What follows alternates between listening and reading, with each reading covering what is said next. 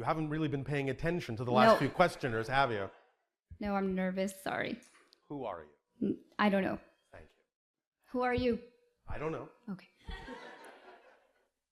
I have been asked before, Bashar, is there anything you don't know? My answer is, I don't know. Neither do you. But I know I will know what I need to know when I need to know it. Great. And so will you. Good. And so, I what do you hope want so. to know? Okay, well, you know how you said that it gets worse before it gets better? It can, it doesn't have to. I'm simply saying that if it does, then you know that that's actually a good sign. Okay, well, that's happening to me. Oh, all right. And Congratulations. How exciting for you. Thank you. You must be very, very close to crossing the threshold. I hope so, and that's my question. You don't have to hope so. I just told you so. Okay. Okay. In what area of your life are you experiencing this fear? Just in general. Like, I mean, in general about my life. In general about your life. May I ask you a question? Yes. Is there something that you would prefer to be doing that you're not doing? That you're afraid to do? I don't know. Sure you do. No, for real, I don't. Sure you do. I promise I don't know. Oh, yes you do. I promise you do. It doesn't have to be a big thing. You are having this conversation with us, we will assume, for the moment, because it excited you to come and have this conversation. Yeah. That wasn't difficult to choose, was it? No, that wasn't difficult to act on. It was difficult. I'm very scared right now. Why? I don't know. But you did it.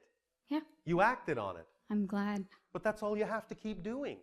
Every moment, there is always going to be something that contains maybe just a little bit more excitement than any other option at that moment. That's the thing to act on. Even if you fear it? Especially if you fear it. Because sometimes the idea is that your belief systems are disguising your excitement as fear so you won't go forward in that. But that's a trick. The negative belief will do everything in its power to prevent you from seeing the excitement because it knows that if you act on it, you will no longer be buying into the negative belief. And it is doing everything that it's designed to do to keep you from realizing that. But if you know that, and you know that that's just a trick, then you can take action anyway, knowing that you will break through, just as you broke through and came and had this conversation. Wow. I guess that's my question. So even if you feel the fear, I mean, my main question was, how do you step over on the other side? Because you told someone else that you're getting that much closer. Well, you just take the step, because you you know that no matter how much fear you feel, that means you are closer and closer and closer so you keep to breaking going through. You just keep going. Because sometimes I feel like sometimes I feel like I'm making the wrong decision. If that is actually true in a fundamental sense, then you will know at some point that it was not necessarily the decision that is to your preference. And then you will be able to take the decision and take the action that is. So even the negative will have served you by showing you the contrast of what you don't prefer so you can more clearly understand what you do. So everything can still work to your favor. That's what we were talking about earlier by talking about the idea that a mistake is not really a mistake if you don't use it as a negative thing. Right. You can't really make a wrong choice if you choose to learn something from the choice that you don't prefer. Because many times it's easier for people on your planet, because of the way they have been brought up, to see the light by first experiencing more darkness, because it helps them recognize the difference. And therefore you're using the darkness in a positive way to help you see the light more easily. Yes? Yeah. So the more you experience the fear, all that tells you is you're holding on to belief systems that are out of alignment with your true self. You're holding on to belief systems that don't work for you. That's all. It's just a mechanism. That's all it is. It's like saying, I'm going to drive a car and I'm going to have my foot on the gas and on the brake simultaneously. And just for good measure, I'm going to also put the parking brake on. That's not how you drive a car, is it?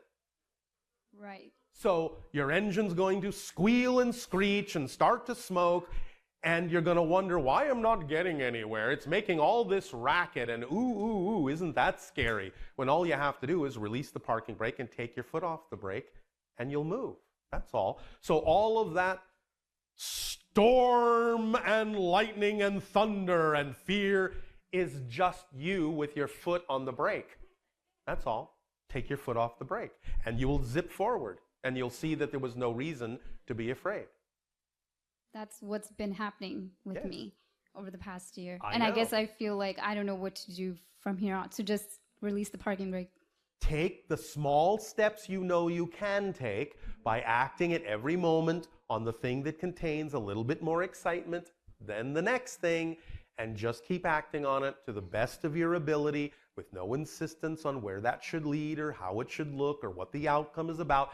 And the more you do that, the more practice you will have with knowing it's okay to start acting on more excitement and bigger things that excite you. And you will train yourself to understand that that's what you actually prefer, and your fears will subside because you'll be having so much fun, you will no longer want to pay attention to the negative belief that's shouting at you to stop. You will then know when to slow down, when to speed up in a more natural way, according to what you prefer, not what the negative belief tries to convince you is true about you. You will know what is true about you, and you won't have to pay attention to it anymore in the same way. I like that. I feel like I don't trust my decisions. Oh, absolutely you don't. Yeah. But that's the idea, is because not trusting your decisions is a decision. Right. And that's the one you're trusting.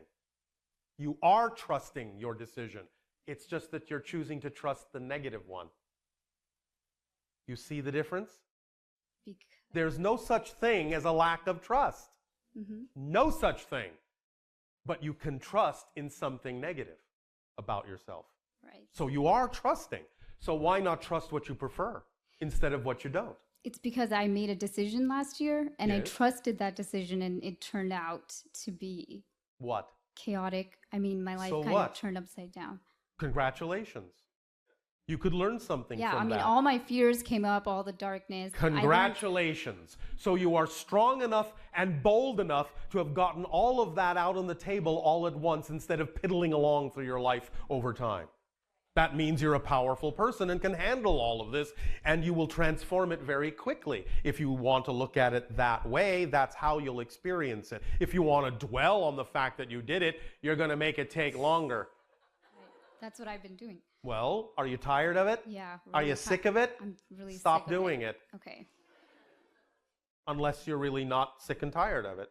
I'm really sick and tired. Then stop doing it, because you have the freedom to make that choice and make that decision.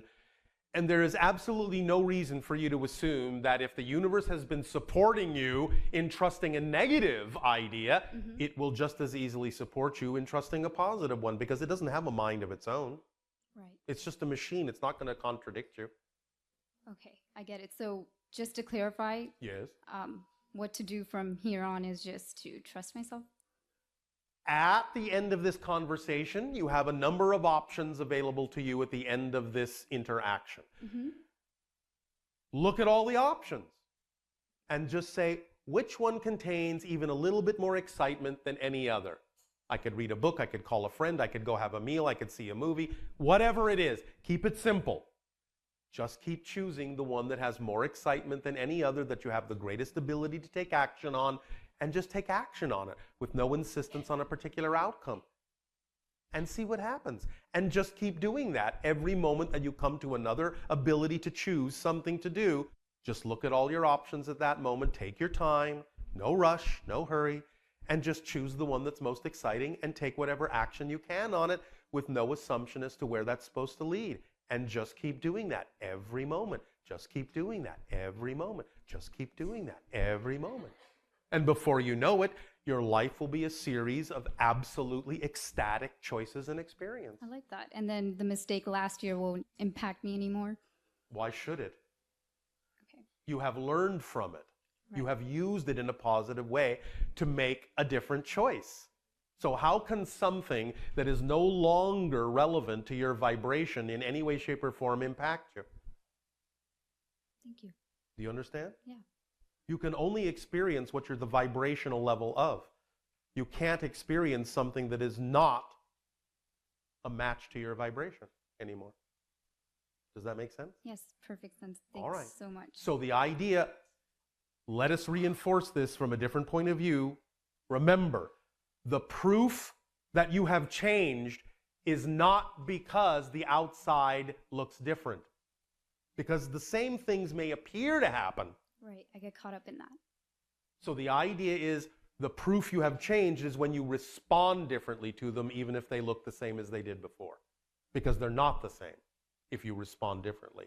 You will get a different effect from them. You understand? So that's the proof you've changed, and that's how you will experience your life differently. Does that help? Yeah, it helps so much. All right. Well, you are welcome. Thank you so much. Can I ask one more question? Okay, I came across the transcripts of the alien from the Roswell crash. Yeah. Her name was Errol.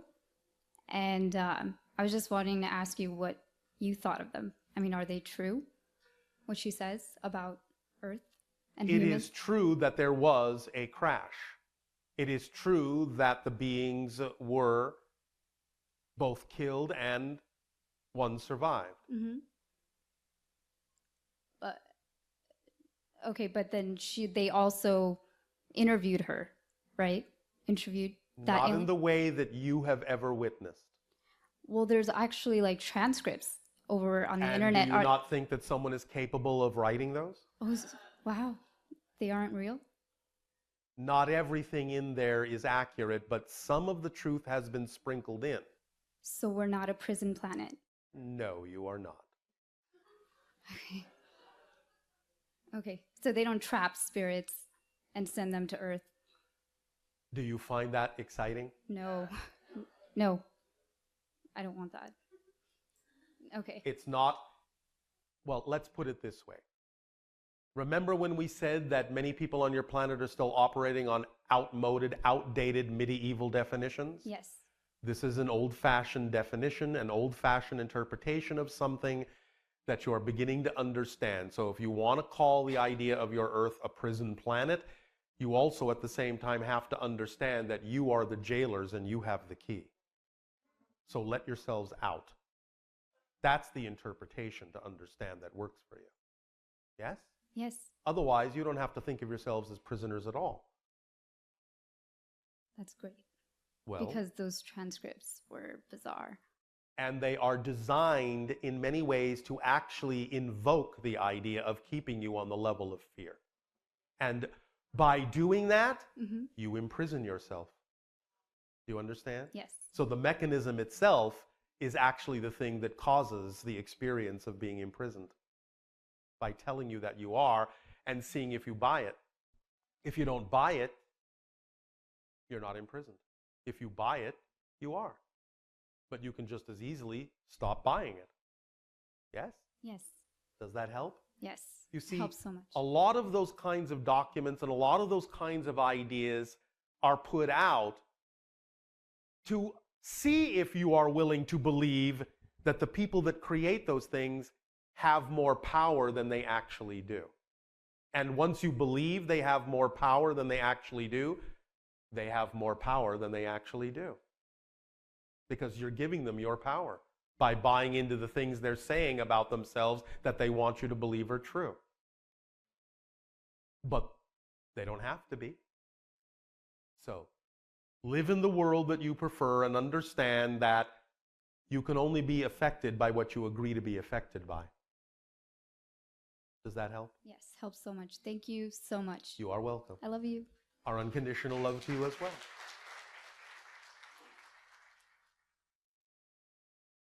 Hey, Bashar. And to you, good day. Who are you? I don't know, Thank you. but I'm really excited to find out. Oh, all right. Congratulations. Thanks. And you do understand that no matter how much you ever discover, you will never actually know who you are. Not ultimately. There's always more. Even all that is doesn't know who it is. Because if all that is actually knew who it was, that would be the end. And there is no end. So there is always more. Always. Does that help? It helps. Thank you. Yes. So I'm really curious about what monatomic elements, such as monatomic gold, are and Yes. how they can. Well, they are high spin versions of elements that have high frequency rates that can be, through various ways, imparted to other elements. So it's done chemically, or It can be done chemically, it can be done energetically, it can also be done in a fashion that you would recognize as homeopathy. There are a variety of ways to transfer the energy of high spin rate monatomic substances to other substances that can be stepped up energetically. How can you do that? In any number of ways, as I just said. But you will have to explore that and see what way works best for your idea of a permission slip. Because again, it's just a permission slip. Okay. So it's taken from, like, there's places on the earth that there's. You have monatomic elements in your body naturally. Okay. So you can spin those up, if you wish, by amplifying your own energy. And then you will be able to radiate at a frequency that is transferable to anyone who wishes to match that frequency. Yeah. That's one way. Okay. But there are any number of other ways you can do based on whatever permission slip you believe you're most attracted to. Okay. Yeah, it sparked my curiosity, so. Yes. That's one Well, where did your curiosity take you? How do you believe would be most exciting for you to explore this concept? Some crystals came to me. Oh, all right. Yeah. So they definitely sparked my excitement. That can be one way too. Yeah. There are certain monatomic elements present in certain crystalline structures, yes. Yeah. Okay. So it's up to you to pursue that if that's what's exciting to you. Yeah, I'll definitely pursue it. All right. Anything else? Yes. Do I have any hybrid children? Yes. How many? We are told only to tell you 5, even though there are more.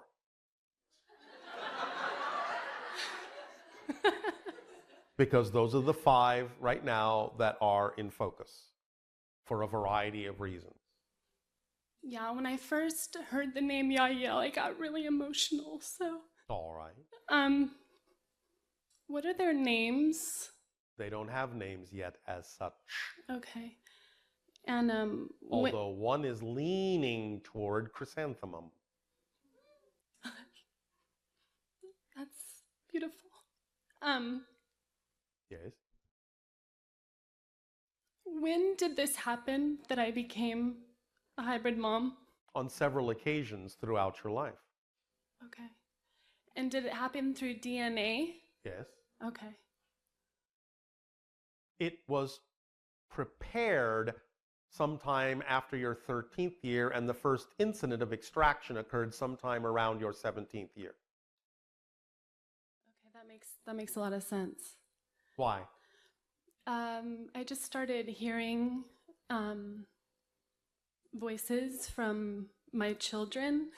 All right. So I thought that they were my future children in this life. And that could be too, but it was just, they were very present and Yes. a very, very strong emotional connection Yes. when they came through. Yes. Yeah. All right. So does that help you? Yes. Do they have any messages for me? One moment. One moment.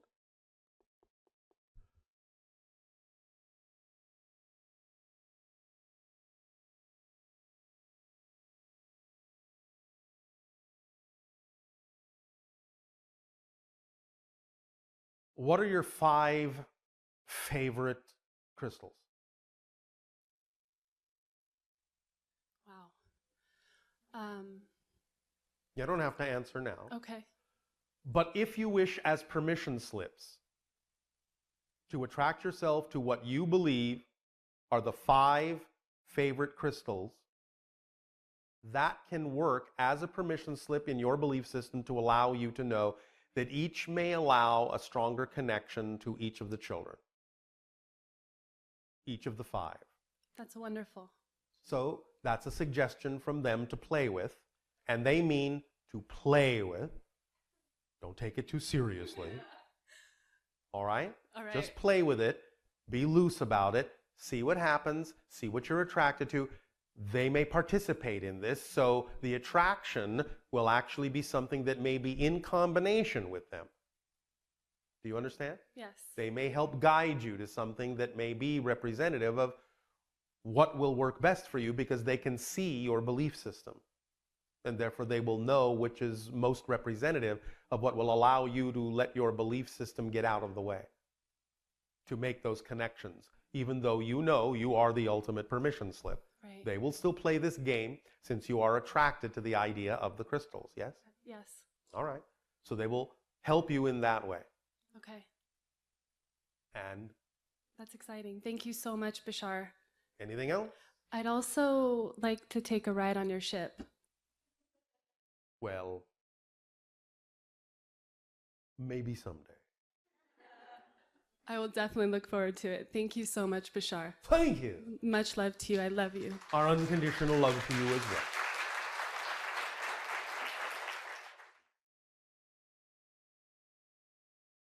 Our ship, the scout ship, is now 1,540 miles above your Sedona area.